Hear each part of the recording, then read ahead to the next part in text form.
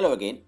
In this solved problem, I'll explain how to calculate the magnetic force arising from magnetic fields flowing in two parallel wires which are straight and infinitely long. The problem statement is given here. The two parallel wires are carrying current in the same direction as shown by the arrows there. They are separated by a distance of 10 centimeters, and the value of the current in both the straight parallel wires is 10 amperes. We have to find the magnetic force experienced by each wire. Here is a bit of theory. For better understanding, please refer my earlier videos. In summary, here are two straight wires which are infinitely long and parallel to each other. The direction of the current is shown as pink arrows. The magnetic fields are shown here as yellow for the first wire called wire 1 and in white color for the second wire. You can see that the first wire sets up a magnetic field which is flowing through the second wire, and at that point I have put in here a green arrow which shows that the magnetic field is acting downwards. Similarly, the magnetic field of the second wire, which is in white color, passes through the wire 1, and therefore in wire 1 also there will be a magnetic field effect due to the other wire. So each wire has a magnetic field effect on the other wire. Therefore, there are two vectors acting on each wire. One is the pink arrow, which is the direction of current. Other is the green arrow, which is the direction of the magnetic field. Due to these two vectors, if we apply the right-hand rule, there will be a third vector which will be set up, and that is the magnetic force, which is actually a force in newtons acting between the wires. Here is a bit more of theory where we have drawn a 2D sketch, and let's take a point P on the second wire. We can see that the point P, any point P on the second wire, will be at a distance of d from the first wire, and the general equation for magnetic field at point P will be B is equal to mu 0 by 2 pi into I by d. And here I means the current flowing through the wire which is causing the magnetic field. So similarly, if you take the wire 1 and if you take a point P on the wire 1, it will experience a magnetic field B due to the current flowing in the wire 2.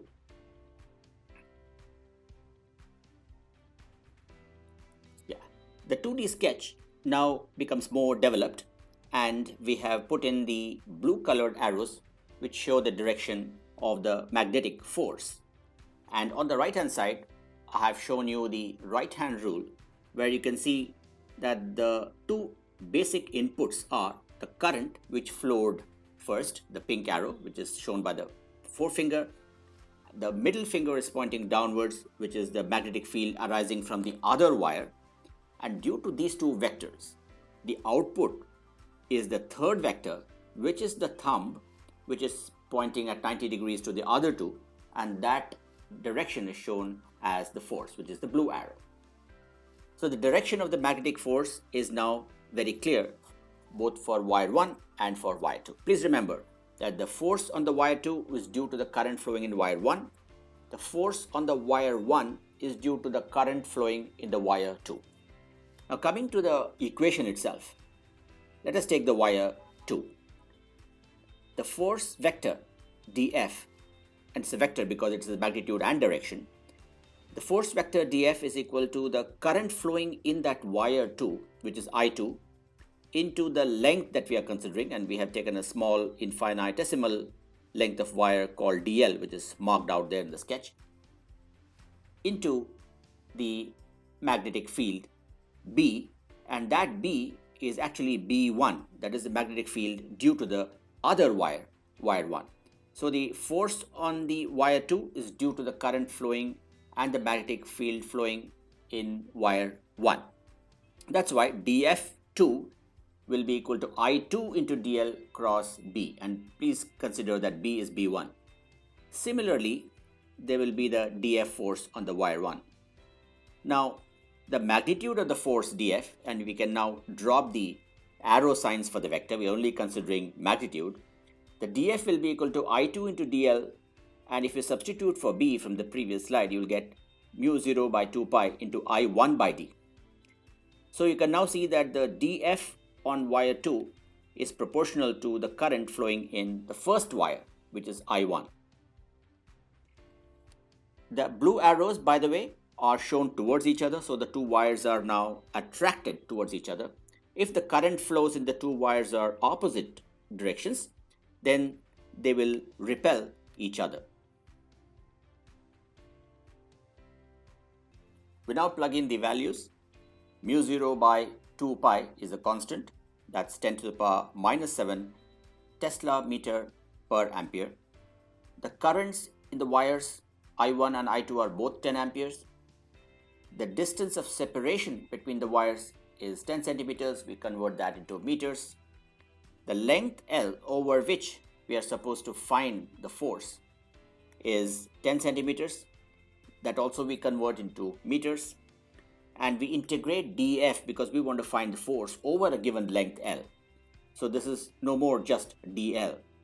So integration of dF over the length dl from 0 to L will give you F is equal to L into the other parameters, because integration of dl from 0 to L is L.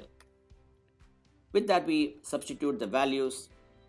F is equal to 10 to the power minus 3 into 10 to the power minus 7 into 10 amperes into 10 amperes divided by the separation distance d, and that will give you 10 to the power minus 5 newtons. This is the magnitude of the force. The vector sign is not there, and this magnitude acts on each of the wires.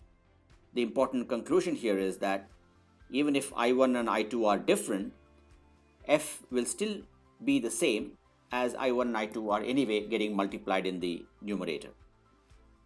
So the answer will consist of two things. One, magnitude of the force, which is given here, 10 to the power minus 5 newtons, and the direction of the force, which was shown in the previous slide. Thank you. I hope this was useful, and have a great day. See you soon.